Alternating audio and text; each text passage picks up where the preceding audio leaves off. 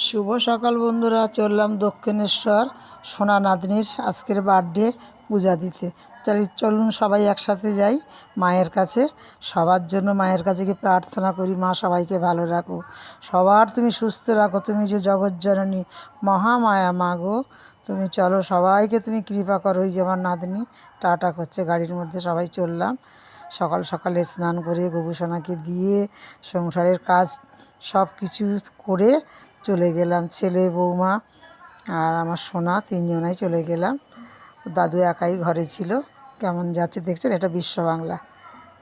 সব কিছু তোমাদের দেখাই, তোমরা একটু পুরো ভিডিওটা দেখো। আর তোমরাও অবশ্যই খুব ভালো থেকো, খুব সুস্থ থাকো। আমি গিয়ে তো মায়ের কাছে তোমাদের জন্য সবার জন্য আমি প্রার্থনা করব, মা কালী তুমি সবাইকে ভালো রাখো মা গো। এই একটা সুন্দর জায়গা একটু ভিডিও করলাম।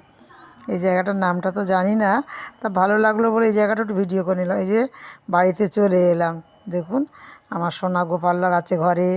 আর টুকটাক কিছু কেনাকাটা করলাম ওখানে, দেখো তোমরা কী কী কিনলাম। আমার সোনাদের জন্য একটু টুকটাক অনেক কিছু, ঘরে গোপাল আছে, আমার রাধারানী মা আছে, ওনাদের জন্য একটু পোশাক, একটু টুকটাক ওড়না, অনেক চুড়ি, পালা, হার, কানের অনেক কিছু। যেখানে যাই বন্ধুরা মেয়ে ছেলের কেনাকাটা শেষ নেই, অনেক কিছু কিনে ফেললাম। তা পুরোটা ভিডিওটা তোমরা দেখো। আর একটু খাবারও কিছু টুকটাক নিলাম, এই যে চিড়ে ভাজা, ঝুরি ভাজা, বাদাম ভাজা, অনেক কিছু একটু কেনার নিয়ে নিলাম। তা তোমরা কেমন লাগছে ভিডিও একটু জানিও আমাকে।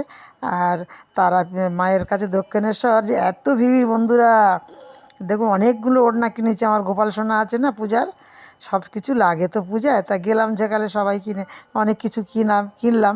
আবার টুকটাক একটু দেবো, মেয়েদের তো দিতে হবে। যাই হোক, তোমরা পুরো ভিডিওটা দেখো আর পাশে অবশ্যই থেকো।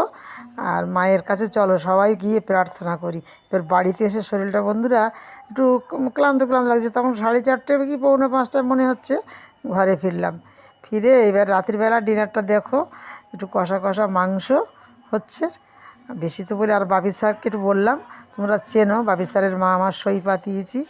ওই মাস্টারটা যে এত ভালো কি বলবো, ওর নাম বাপি স্যার।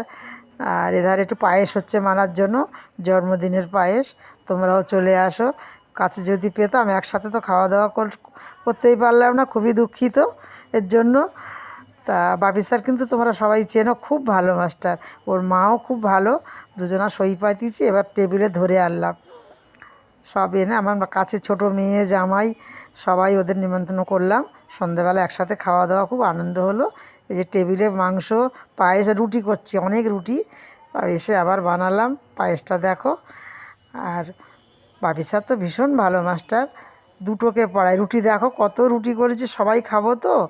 বৌমা একটু বাপের বাড়িতেও পাঠাবে, বাবা আসলো না, মা ওরা সকালে ওরা তারাপীঠ চলে যাবে, ওই জন্য ওরা এই আসতে পারলো না।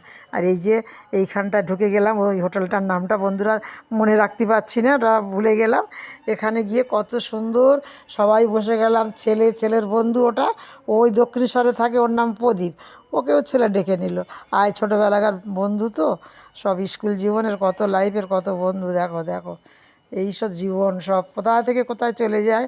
ছোটোবেলাকার সব স্মৃতি সব মনে থেকে যায়, কিন্তু যখন সংসারের জ্বালায় সব বিয়ে থা করে কেউ কারোর সঙ্গে একটু কম দেখা হয়, অকেশন ছাড়া দেখা হয় না। ভালো থাকো, সুস্থ থাকো, তাহলে আমি আসি।